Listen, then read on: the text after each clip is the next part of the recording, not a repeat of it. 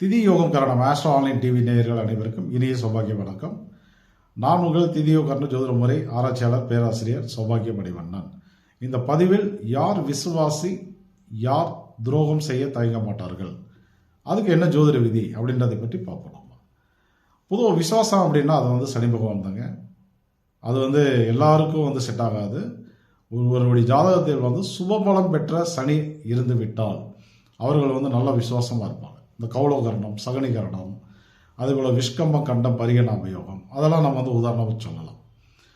இப்போ அதே போல் துரோகம் செய்ய தயங்க மாட்டார்கள் அப்படின்னா அது யார் அப்படின்னா, துரோகத்துக்கே உண்டான கிரகம் ராகு பகவான் தான். ஸோ அது ராகு தசை, ராகு புத்தி நடந்து அதுலேயும் அவங்க ஜாதகத்தில் நெகட்டிவாக இருந்துருச்சு அப்படின்னா அவங்க துரோகம் மட்டும் கிடையாது. ஸோ கொள்ளை செய்வதற்கு கூட தயங்க மாட்டார்கள். ஸோ இந்த செய்வினை, ஏவல், பில்லி சூனியம், மாந்திரிகம், பேய் பிசாசு, கண்டிஷ்டி எல்லா பாதிப்புகளையும் தர அவங்க தயங்கவே மாட்டாங்க. அதனால் ஒருத்தருடைய உயிர் பிரிஞ்சால் கூட வருத்தப்பட மாட்டாங்க. ஸோ அந்த அளவுக்கு ஒரு மோசமான நபர்கள். இதை நம்ம 27 நாம யோகத்தில் என்னென்னா, இப்போ இந்த ஆயுஷ்மான், துருவம், சித்தம் நாம யோகத்தில் பிறந்தவர்கள், வளர்பிறையில் சூளம், வரியன், வைத்திய நாம யோகத்தில் பிறந்தவர்கள், இவர்களுக்கு தான் இந்த மாதிரி பாதிப்புகள்லாம் அதிகம் நடக்கும். ஆக்சுவலாக துரோகங்கள்லாம் நிறைய சந்திக்கிற மாதிரி இருக்கும்.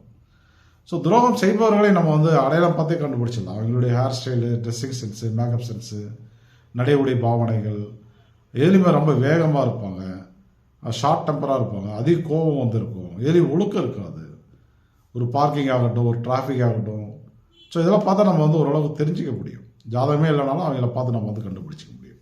இப்போ நமக்கு பாதிப்புகள் வரக்கூடிய சூழலில் நம்ம பிறந்திருக்கோம். ஒருவேளை இது எப்படின்னா, ராகு யார் ஜாதகத்தில் நெகட்டிவாக இருக்கிறதோ அவர்கள் ஏமாறுவார்கள்.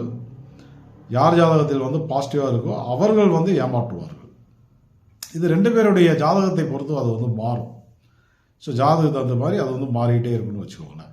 இப்போ உங்களுடைய ஜாதகத்தில் நீங்கள் ஏமாற்றத்தை சந்திச்சுட்டே இருக்கீங்க அப்படின்னா, உங்களுக்கு மிக சிறந்த கோவில் திருவாதிரை நட்சத்திரத்துக்கு உண்டான சிதம்பரம் தில்லை நடராஜர், அதே போல் சதய நட்சத்திரத்துக்கு உண்டான கோவில் நம்ம கடலூர் மாவட்டம் மேலக்கடம்பூர் அமிர்தகடேஸ்வரர்.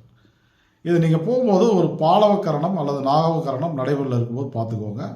அந்த மாதிரி போயிட்டு வந்தீங்க அப்படின்னா இந்த ஏமாற்றங்கள், துரோகங்கள், செய்வினை, ஏவல், பில்லி சூனியம், மாந்திரிகம், கண்டிஷ்டி இந்த மாதிரி பாதிப்புகள்லாம் படிப்படியாக விலக ஆரம்பிச்சிடும்.